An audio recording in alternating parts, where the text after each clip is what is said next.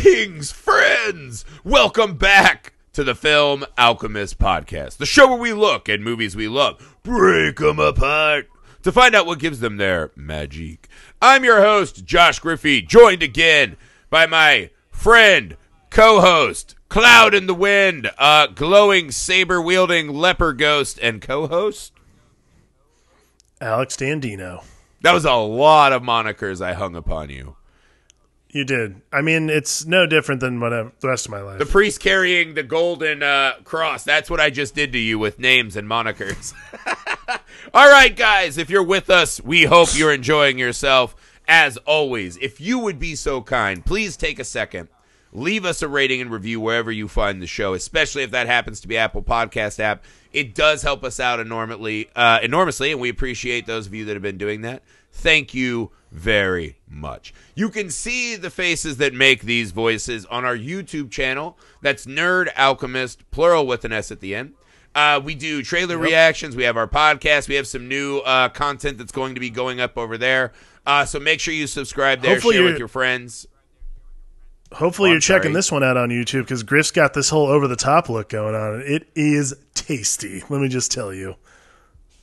I mean, we have like a whole show to do, and the amount that I am fed up with the jokes about my hangover tank top is enormous. Like, you've made fun of my hangover tank top so many times tonight that I want to become a clown, knock on your door, and have at you.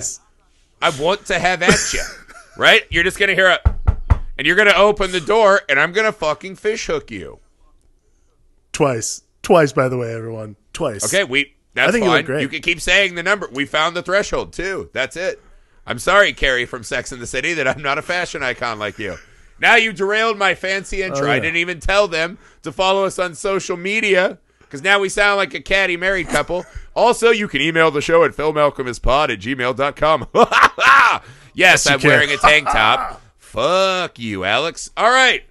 So go ahead, dickhead. Start talking about The Fog by John Carpenter. Let's go. Oh, my God. This is crazy. And again, I don't think... How many shows have we done? Almost 200? Have we done over 200? We're closing in on 200 now. With our October shows we've started, I think we're over 200 now. I'm almost positive I have never seen The Fog, which is shocking to me. Never? I think I've seen the remake, but never saw the original. Well, it has Tom Welling in it. He's weird. A very handsome guy. Well, there is that, But again, I still I always used, and it wasn't even like, oh, I've seen the remake. I always think I've seen The Fog, and then I watched it, and I was like, nope, never seen this movie, at all.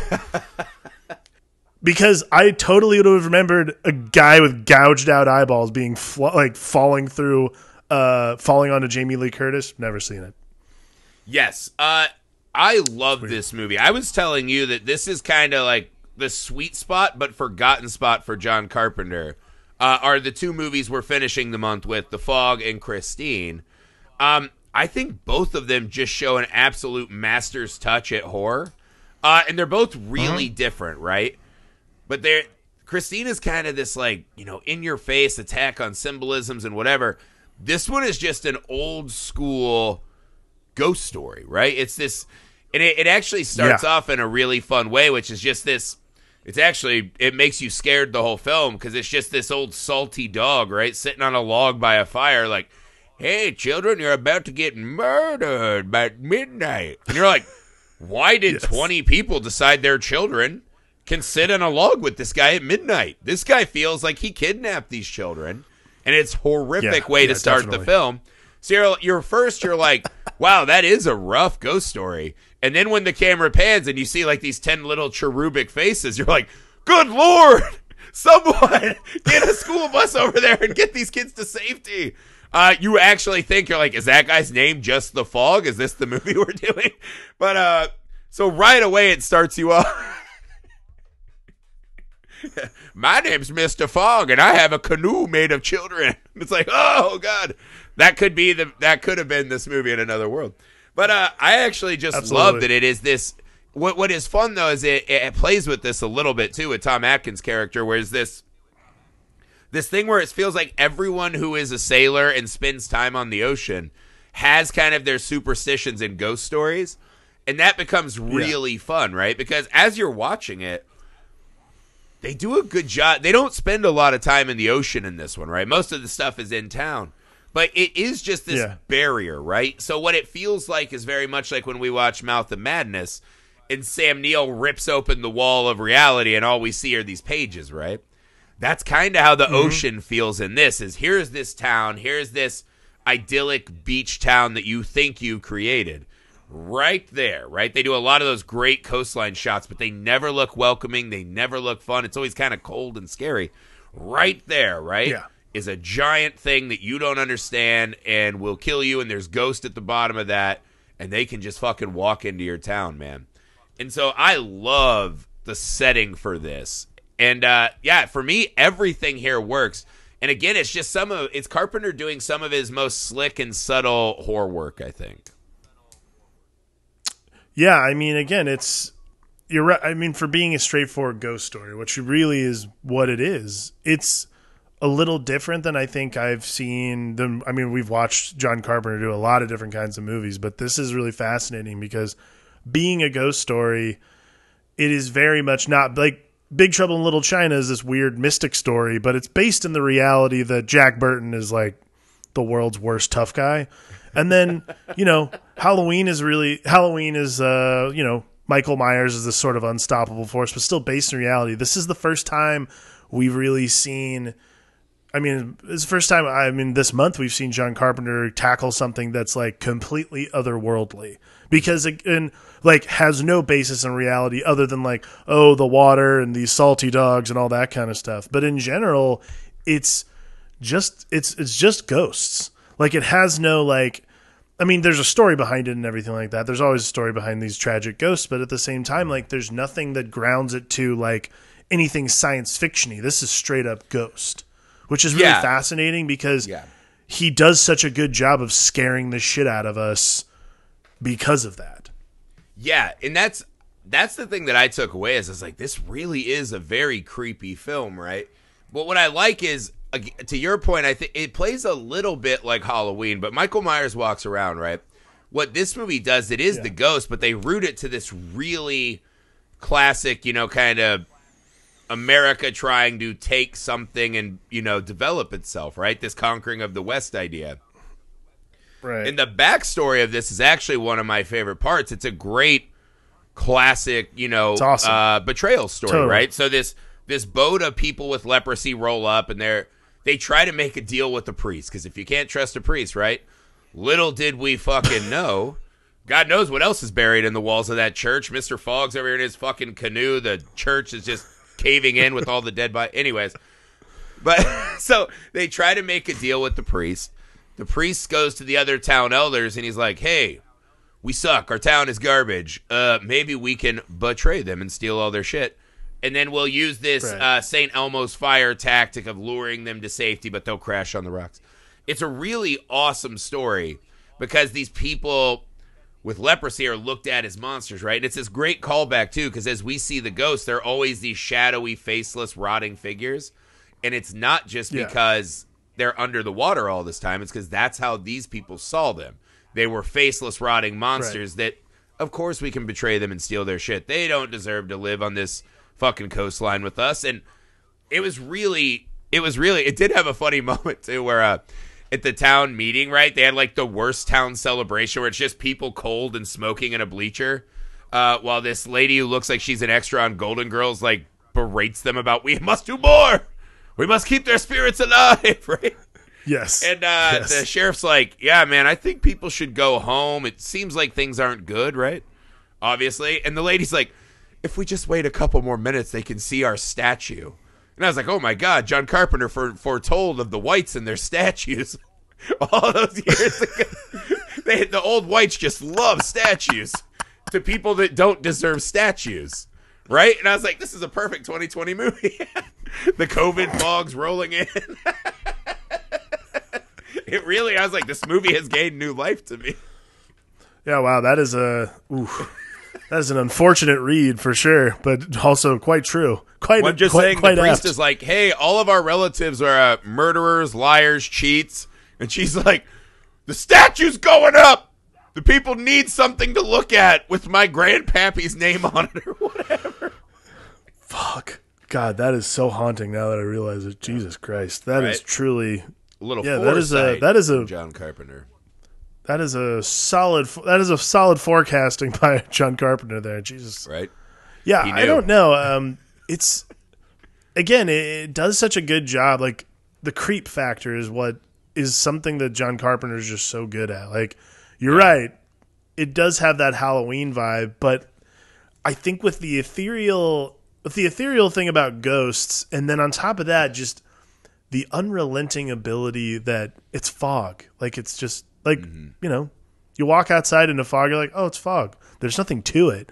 But when there's something so innocuous and so harmless like fog that is truly terrifying, that is John Carpenter doing magic right there. Like that is John Carpenter realizing that like it's the upping the ante from Michael Myers, who's just a guy walking around. Mm-hmm. It's upping the ante to, oh shit, like you're not going to be able to, like, fog slips through everything. Air slips through everything. It's as seamless as air. So how do you prevent it? You can't.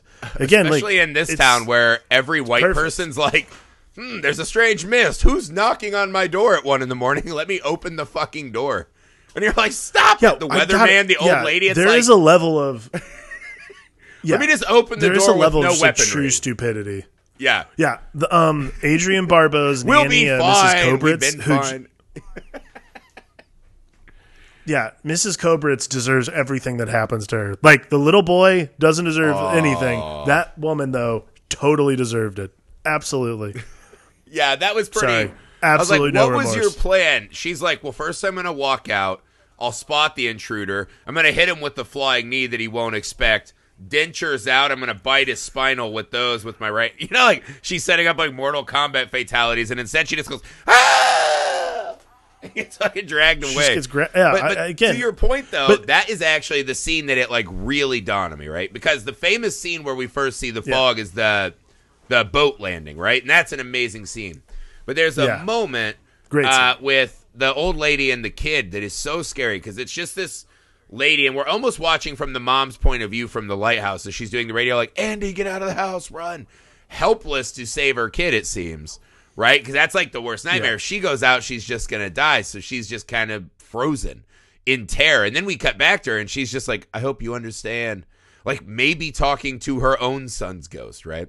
Which is brutal. But the scene is when the fog starts rolling up against the house, right?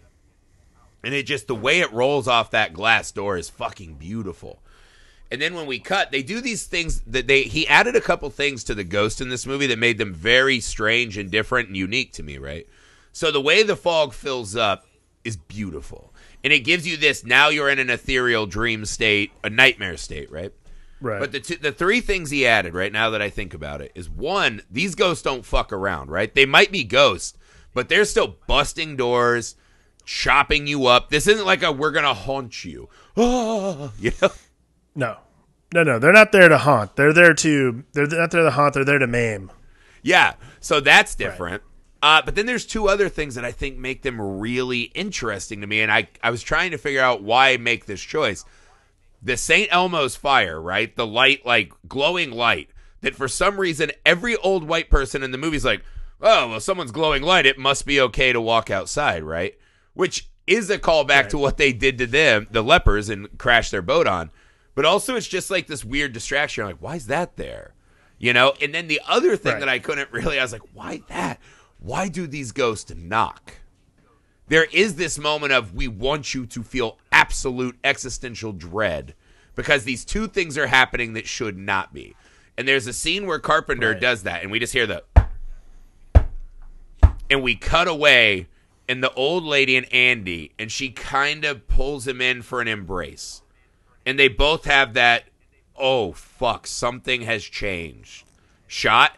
And it's just this little push in. And I was like, that is John Carpenter absolutely understanding where the horror is, right? The horror is not the monster pushing its hand through the window.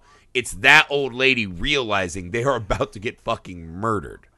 Yeah. And it's such a great moment. I mean, it's exactly what makes John Carpenter so great with tension in general. Like everything, like I think about The Thing, Halloween, all these movies where tension is so important, not the actual act of kill, maim, whatever you would do, whatever the afterthought is, that's like the least important action. The lead up, the build is what makes it so terrifying. And so like that's what gives the impact afterwards. So to me, The Fog is a great example of why John Carpenter is so good at making these kinds of movies, because he understands that.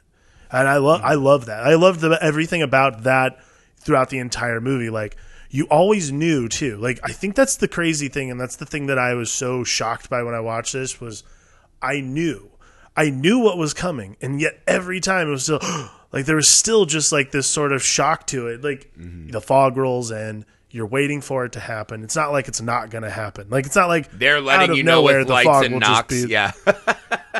Yeah. Like, I mean, again, it's a knock on the fucking door. Like, there should be nothing about it that's surprising to me. Like, well, this is going to happen. And still, it's a visceral reaction, man. Like, that is true talent. That is truly one of those wonderful things that we get to watch and we get to witness when filmmakers are sitting there going like, I'm going to give you all the breadcrumbs, but I'm going to give you all the breadcrumbs. I'm going to tell you where everything's at, and you're still going to get like, I'm still going to blow your hair back. That is, I mean, that's John Carpenter, you know?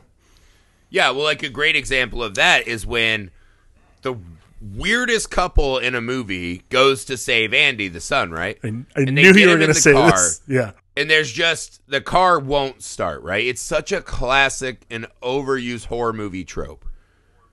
But with John Carpenter, it works really, really well, because we see now the fog in a predatory sense shifting direction. We start to see the shapeless masses of all these people and their various weapons. So while it is something that is played out, and every time you see it, you just go, fuck, really? The car's stuck? The car won't start? Like, fuck off. Right. When John Carpenter does it, he's using it to add some extra value on top of, because this is the thing that I notice, is not only do we just get to see these, ghosts for the first time, they're not running and sprinting at that car. They're in absolutely no hurry to get to that truck and finish off Andy and these other people. So then all of a sudden you're like, oh, is this targeted? Is this different? Do they just know, hey, your time's come, we'll get all you motherfuckers? It starts adding all of this extra intrigue into what these creatures are, which is really awesome. So when she hits it in reverse, as you said, I knew that was happening. You knew that was happening. But it still is a tense moment. And you still get that rush like, oh, God.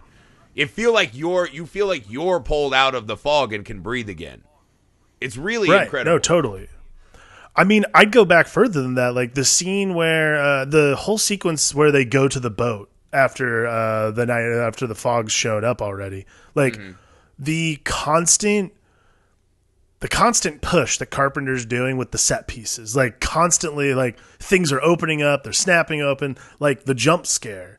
And it's such a great, I loved that entire sequence, because every time something happened, and then finally when a gouged out eyeballed man falls forward onto Jamie Lee Curtis, I was not expecting it, because he'd fucked with us the entire time.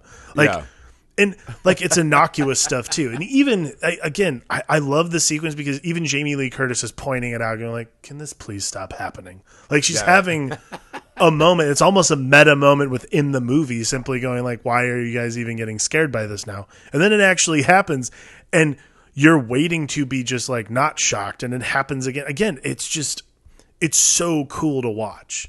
It's one of those great movies, and again, it's so underrated in a lot of ways, but particularly because it's John Carpenter doing what he does best, by reinventing the bit itself. It's awesome. Yeah. And I mean, there's just so many moments like that. Like when the body gets up, that one really jumps out at you this time. You're like, oh my God. So the body gets up, walks towards her, but seemingly it's going to grab a knife. You're like, how does it see the knife? Are the people in the fog controlling this body? He can't be alive, right? And then he writes 3 on the ground. You're like, that's just like a classic, oh my God, right? We have to sit there, and it feels like one of those wasted moments. The movie, if I had umbrage to take with the movie, it's that it has this lack of focus, right? Very much like a cloud of fog. It's just kind of expanding and adding faces. I feel like this movie, there's a lot of cut out characters everywhere. Yeah, right. You spend a lot of time with characters that aren't adding anything to the narrative. It feels like because it's like you need the. It's like the weird movie. You're like, you don't need the radio host. The radio host adds no value to the movie, right? In a weird way. It's such a weird thing. Yeah, I don't understand. She's one of the like, more again, iconic characters in the movie. But that's kind of the thing with the movie is that we're spending all this time, right? Like, we do our scene where it's like Tom Atkins is going to go, like, solve the mystery. We have the priest who's like, oh, God, I've uncovered a secret. That seems intriguing. We have a politician who wants to cover it up and sweep it under the rug. And then a bunch of others, right? Jamie Lee Curtis, you're like, her character's a wild card because she gets in the car and within 5 seconds decides they're fucking, right? So, like, you're like, wow, lots happening in this car. Was that just what it was like back then? Windows are exploding. That's enough foreplay. Let's go.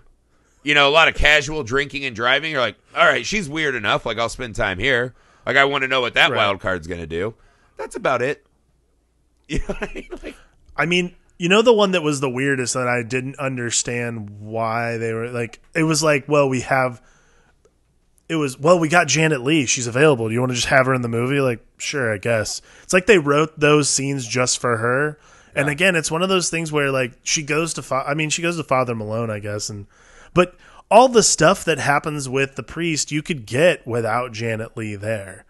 It's just right. That's my point, right? Is like, yeah, it feels like they were trying to set up this dynamic, right? Because a lot of this movie is the reality of what you think this town is. This thriving coastal community is a lie. It's built on literally a pile of leprous bodies, right? Right. So a way to attack that is have the guy who represents like the working fishermen, right, that make up the town. The lady who, through her own kind of chicanery, is, manipulating the town to get power, just like the forefathers. Yeah. And then the priest who's grappling with, I know the truth, but do I do anything about it and fuck up my setup, right? And I think they have those pieces there, and it just... That's the issue I have with The Fog at the end, is they have this amazing backstory. They have these unbelievable fucking scares. The ghosts are brutal, and every time they're on camera, like, yes, yes, yes. But it feels like we're just wasting... Like, there's that moment, because I had forgotten how long this moment is. There's this part of the movie where we cut to the day after, and that struck me as really strange this time. Why cut to a whole nother day? Because my question is, what did we do in that day that we couldn't have found out when they're already barricaded in the church? You know what I mean? Right. I mean, to me, because I agree, but I mean, to me, it's almost like a symptom of the whole, like, what we're talking about is, to me, like, there are 4 or 5 converging storylines that really, like, I think the thing we're used to seeing in movies like this is...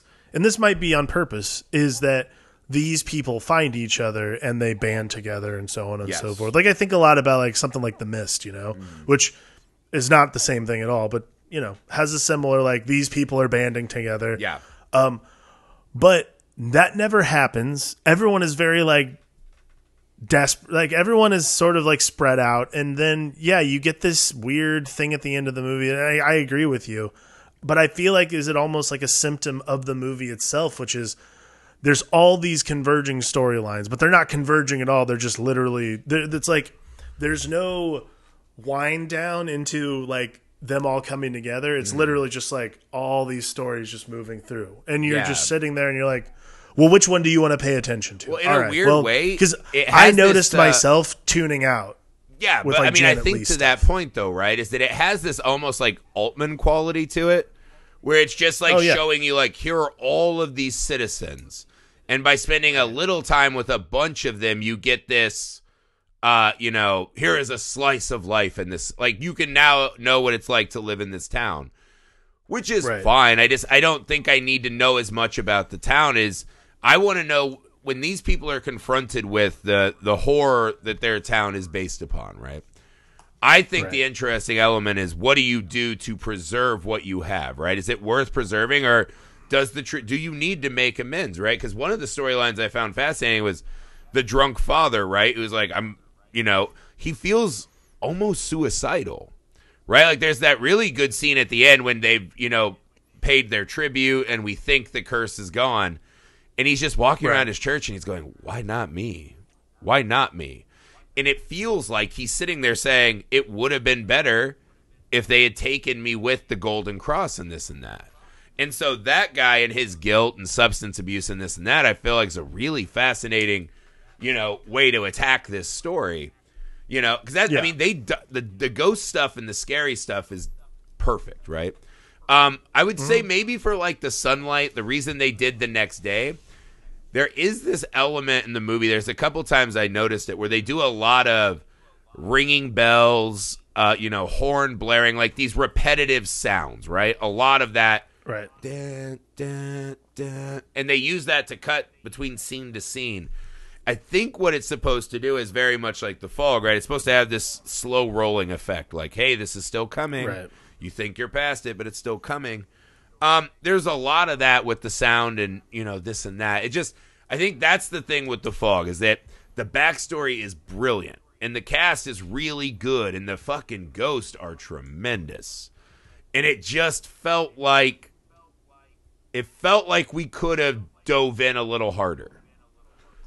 Yeah, I would have actually, again, I wouldn't have, I don't need to see the next day. I would have ended it at night. Like, that's where it should end. Like, again, it's just, again, it's a weird thing to just, like, decide which stories I want to listen to. Like I was saying, I noticeably started tuning out when we got back to, like, Janet Leigh. Even the father, even the priest, I was like, I feel like he served his purpose. Like, I now know the backstory. There's not a whole lot that I need to, like, know.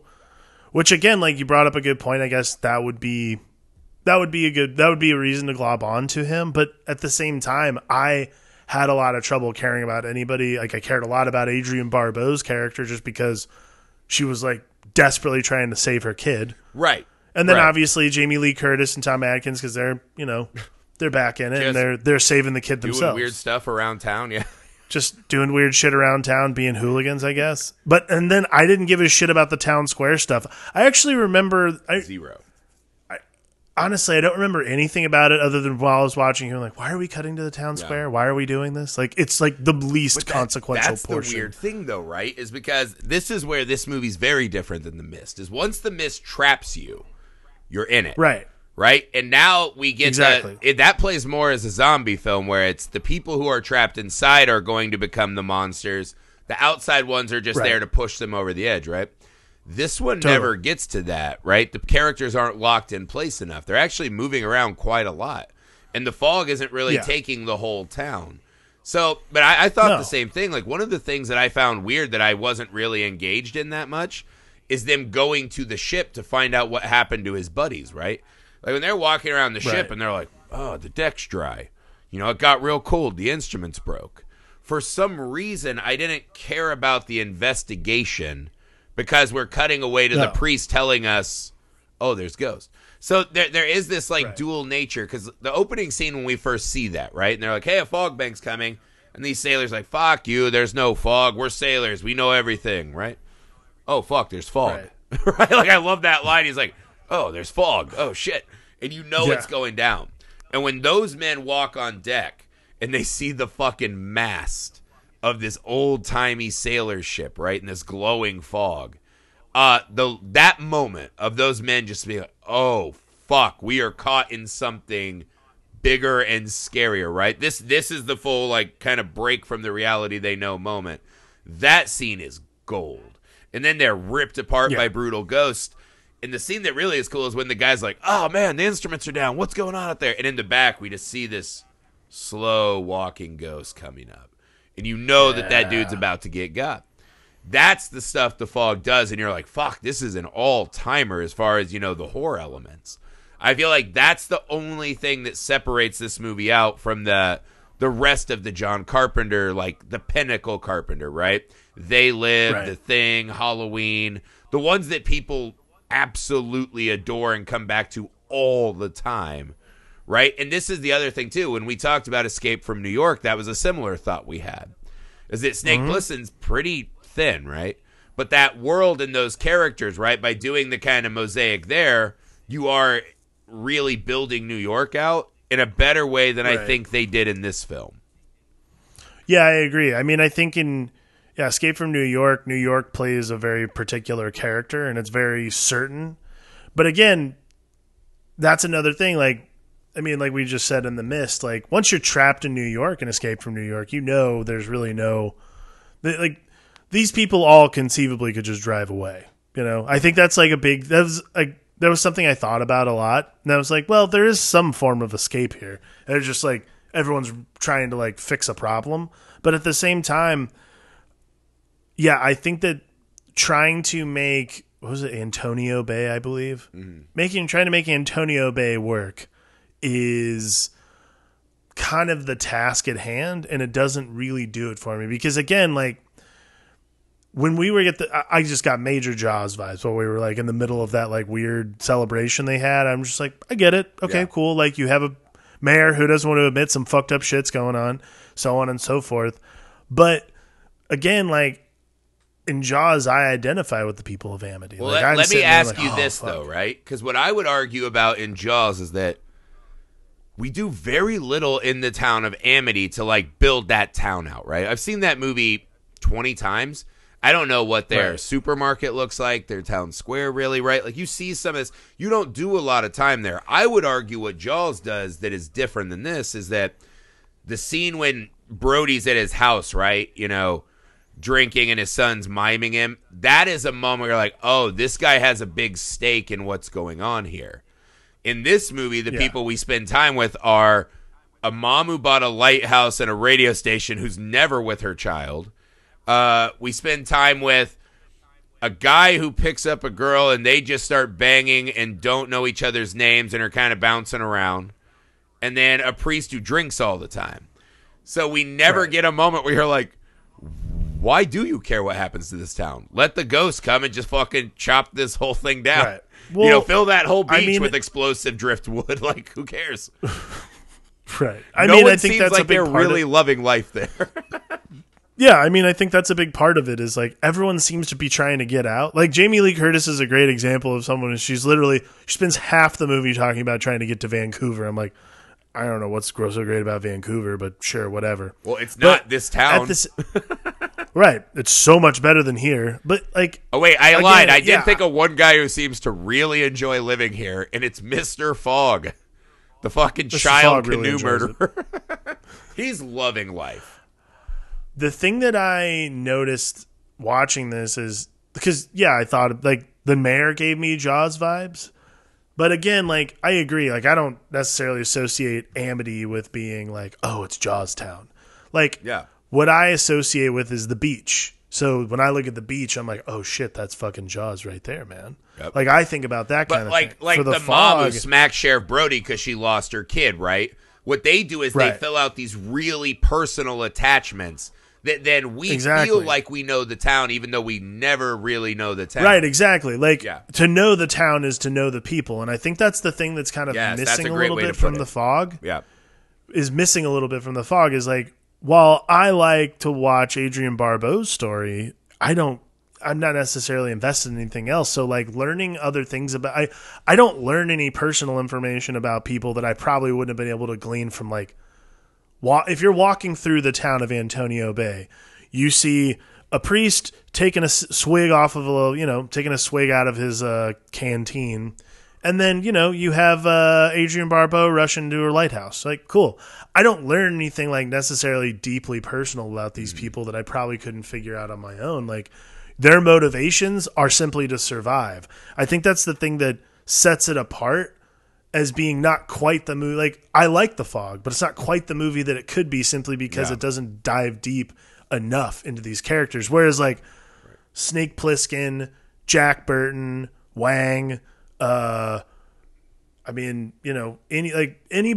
the other Laurie Strode, like any of the other John Carpenter movies we've watched within the lab between October and this month itself, I understand that there's more going on inside the brains of these characters than there is necessarily besides motivation to survive.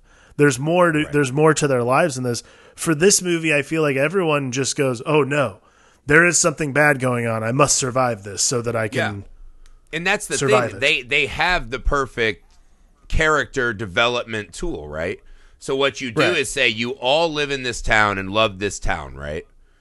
This is why this town exists. How do you react to that? Do you care? Does it matter? Does that give you some empathy for these ghosts, right? Like, you know, anything like that is a great way. And I feel like really only the priest has that moment, you know, where he's kind of, and it's just kind of like a brief monologue, but that is the character I kept coming back to. I find the priest utterly fascinating, and I kind of would have liked to pump that up a little more. But I feel like if the priest had been a little more like I would take the priest. I feel like you could take the priest and like Tom Adkins and almost merge the characters. Then you're giving that investigation element credence and a little more depth. I think like that would be the way I'd go with it. Well, also he represents the spiritual faith person. You know, he's lost his faith, it seems, versus the kind of entrenched power of the town. You know, government. Right.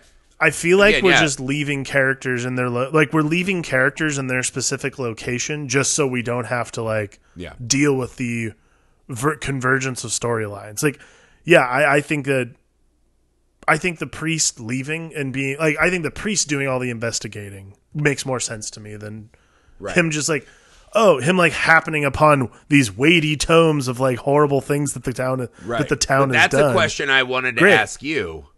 Who threw that first stone? Did you stop and think about that? I did, but I don't know. So he's sitting in his office. But I don't know who did it. He excuses the guy he drinks, and a brick explodes out of the wall. Which, by the way, is John Carpenter. Yeah, it is John Carpenter. And it reveals the journal, right? The keeper of secrets, right? So you're left with two things. Is this an act of God, right? Who's telling this man, hey, pay attention. Something is upon you. This man who's lost faith. We don't really come back to that in any kind of way. So I feel like that might be like just like some art house college thesis bullshit. You know what I mean? Like, I went to film school, so I just say God did it. You know, so that could be wrong. Or is, Captain Leprosy the one who threw that first stone? 'Cause he's like, bitch, I want my gold back. I think that's probably gold, right? Yeah. I mean, I'd say the latter for sure. Like, I would say it's definitely, it's like it's time. So now you're going to know, like, it's like, it's pointless for the fog and for these leper pirates to show up and fuck shit up without any sort of, like, the town not realizing it. Like, if it just happens, you're like, well, then it's just a ghosts. Then it's just mean, pissed off ghosts. If it happens and you know why, then there's like a reasoning for it. Then that gives characters motivation to fix it, so on and so forth. Like, there's a reason for the, Captain Leprosy to knock the Book of Secrets down. Like, there's a reason for it. Sure. Well, that's kind of my there's theory not a reason too, for God because to do it. I feel like everything they do is wildly performative, right? Like, you're already traveling in the Ghost. You don't need the pirate whip, right? The pirate whip ship. You're just like, woo, we're still sailing. Like, we can still turn the wheel. Oh, wait, it's fog. You don't need that. But you do that so when the salty dogs see it, they go, hey, fuck, we're dead.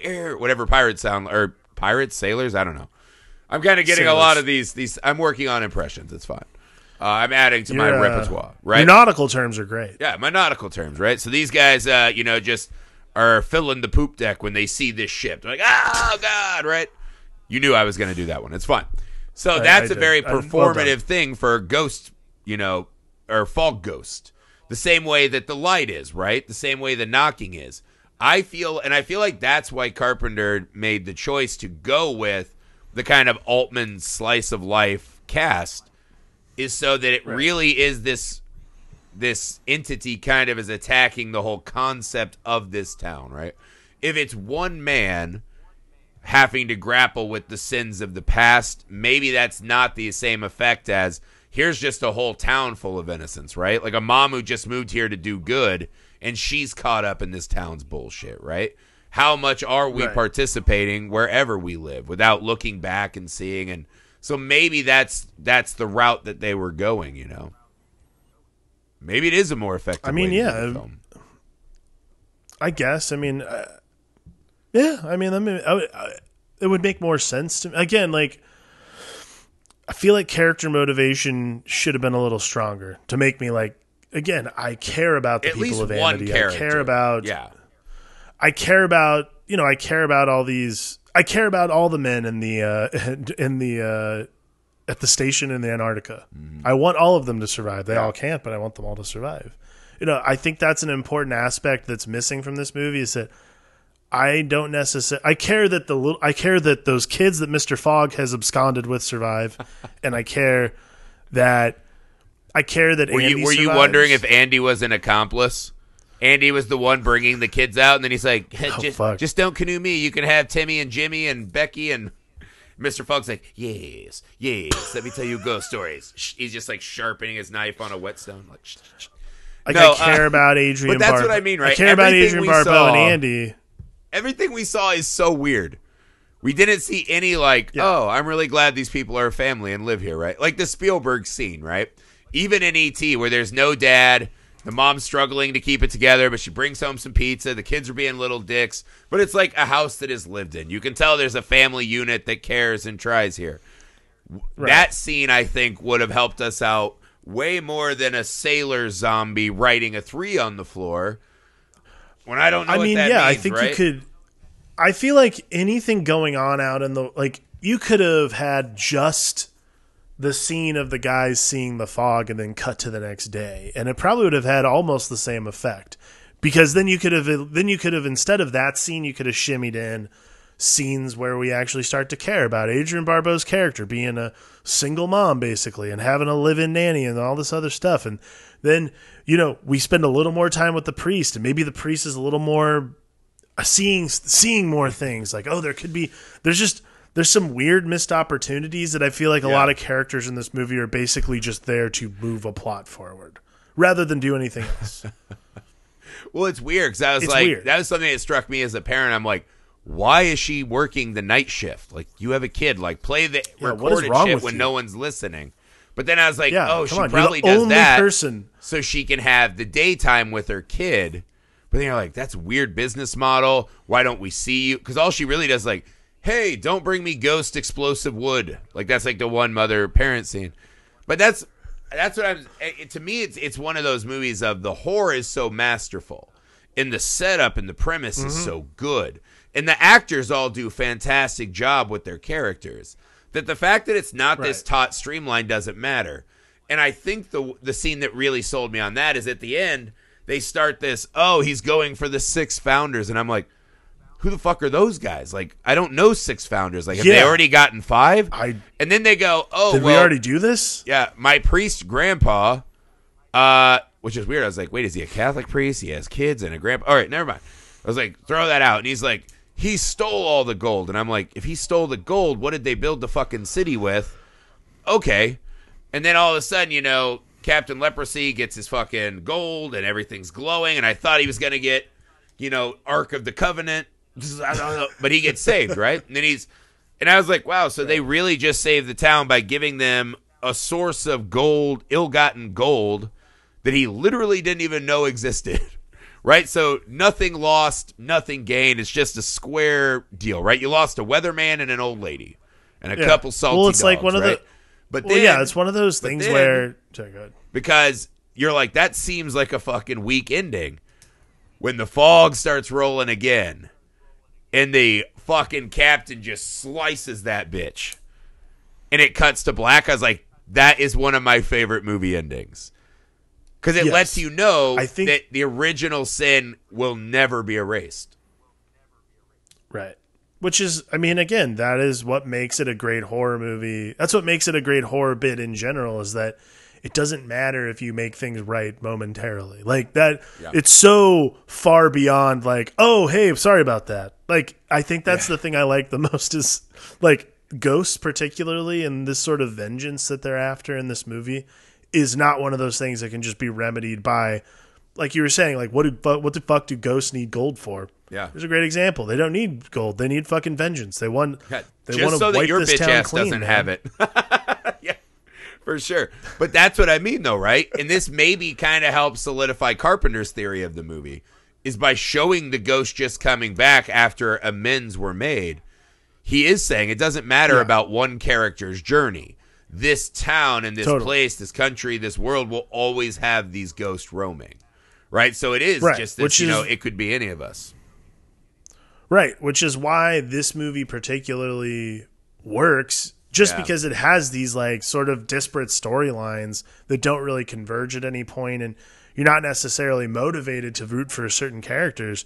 That ending, and like you were saying, like just in general, well, you're rooting for the ghost, aren't you? This is a root for the ghost movie. That's what it is. I mean, the foreboding nature of the story in general is what you're like. It's what you're after in this movie. I think that's the thing that I like. After we were done watching it, after I was done watching it, I was like, yeah, like all the things we've already said, where I was like, I'm not really into necessarily like the character development or that kind of thing, but that's not really why I'm here watching this movie. What I'm here to watch this movie for is what is John Carpenter's take on the nature of vengeance and the need for vengeance and why it must last as long as it does. This is old vengeance. This is an unhealed wound, much like leprosy. Yeah. So why in general would I care? Well, because that's the whole point of the movie. The whole point of the movie is that it doesn't heal. Yeah.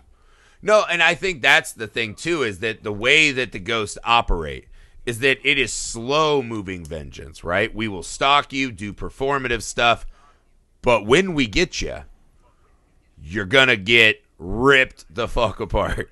So it is that just slow, like, all right, get in your car. We'll come after you, right? In much the way Michael Myers walks, right? These guys are even slower. They're like, we'll be here. We've been here always. We're still coming back. It doesn't matter. Every time there's a fog, the dead men from the sea will walk, right?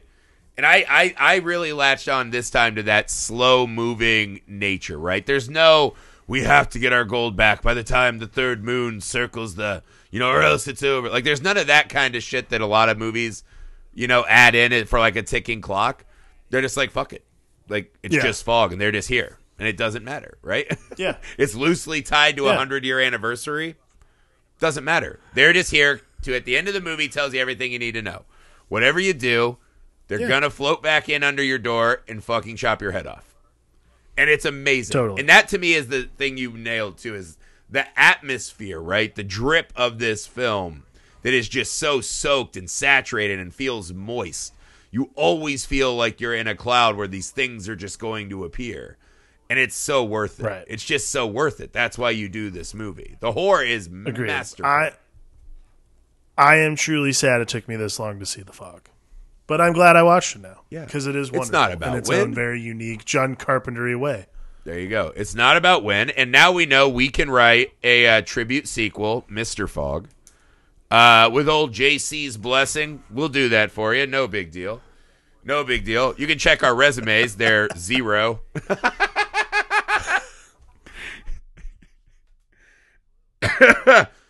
All right. That's it for The Fog. I hope you guys enjoyed it as much as we did. I hope you're enjoying our John Carpenter month. You guys, the listeners, are actually the ones that chose The Fog for us to cover. So thank you guys as well. As always, please take a second and leave the show a rating and review wherever you find us. Go subscribe to our YouTube channel, Nerd Alchemist. That's plural with an S at the end. You can email the show, filmalchemistpod@gmail.com, with thoughts, ideas, comments, movies you want to hear us talk about, new, old, double features, themes, guests, anything. Get at us, guys. We're on all the social media you're on. You can also connect with us that way. We have one more John Carpenter joint. Another one that that you guys, the listeners, were really pulling for. So we decided we'd do both. Christine. Or as I think it might be called, if you take it from Arnie's point of view, it could be John Ford Wick. Little puns for you. That's it. All right. Alex has had enough. He's got to go insult me some more, so we're going to get out of here. For the Film Alchemist, I'm Josh Griffey. I'm Alex Dandino. Hey, Alex. Tank Fuck top. you. Tank top. Cock.